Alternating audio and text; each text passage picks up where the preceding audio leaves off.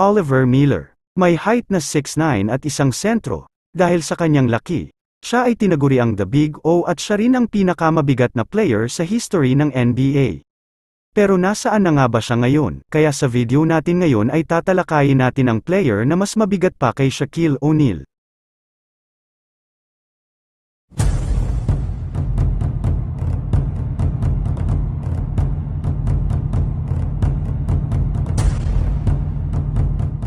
Ipinanganak si Oliver Miller noong April 6, 1970 sa Fort Worth, Texas. Siya ay nag-aral sa Southwest High School kung saan siya ay isang star athlete.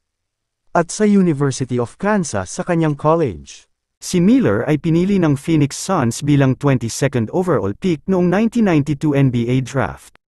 Sa kanyang 8 years sa NBA, naglaro siya para sa iba't ibang team, kabilang ang Phoenix Suns, Detroit Pistons, Toronto Raptors, Dallas Mavericks at Sacramento Kings. Siya ay nag-sign sa Indiana Pacers noong 2002 pre-season, ngunit na-waive siya bago magsimula ang regular season.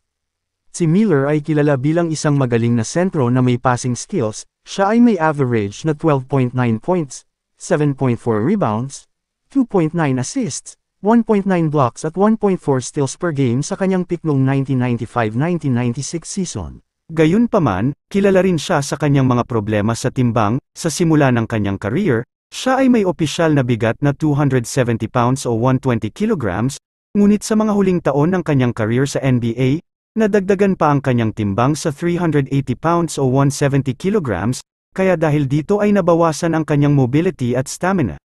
Kasunod ng kanyang initial stint sa NBA, lumipat si Miller sa ibang bansa. Sumali siya sa Iraklia BC sa Greece para sa 1998-1999 season, at noong February 1999, pumirma siya sa Kings.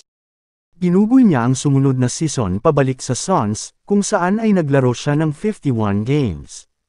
Pagkatapos ng season, medyo naging palaboy sa basketball si Miller, sumali siya sa Harlem Globetrotters, pagkatapos ay sa Pruszków sa Poland at bumalik siya sa Globetrotters. Noong January 2002, pumirma siya sa Roseto Sharks sa Italy, ngunit hindi siya nakalaro doon. Sumali siya sa Continental Basketball Association sa Gary Steelhead sa Gary, Indiana, bago siya lumipat sa Southern California Surf at lumaban sa American Basketball Association at Dodge City Legend ng USBL. Bumalik siya sa Steelheads noong October 2002, at na-trade siya sa Dakota Wizards noong February 2003. Nakamit niya ang All-CBA Second Team Honors kasama ang Wizards sa pagtatapos ng 2002-2003 season. Noong 2003-2004 season, si Miller ay nakabalik sa Minnesota Timberwolves. Sa kabila ng kanyang timbang na 315 pounds o 143 kilograms, nagawa pa rin niyang maglaro ng average na 10 minutes sa isang laro coming off the bench sa kanyang huling season sa NBA. Pagkatapos ng isang stint sa Puerto Rico, bumalik si Miller sa Wizards noong October 2004, sunod na naglaro siya kasama ang Texas Tycoons sa ABA hanggang February 2005. Pagkatapos ay naglaro siya noong 2005 para sa Arkansas Rimrockers sa ABA. Sunod na nag-sign si Miller sa Lawton Fort Sill Cavalry ng Premier Basketball League noong March 15, 2010, ngunit na-release siya noong December 2010. At noong November 1, 2011, hinatulang guilty si Miller sa Anne Arundel County sa first-degree assault at pagkakaroon ng handgun.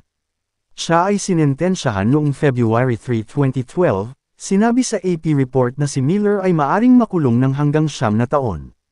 Ngunit dahil wala siyang criminal record bago ang insidente, nabawasan ang kanyang parusa. Iniulat na lumipat si Miller sa Mesa, Arizona noong August 2012 at siya ay naging car salesman.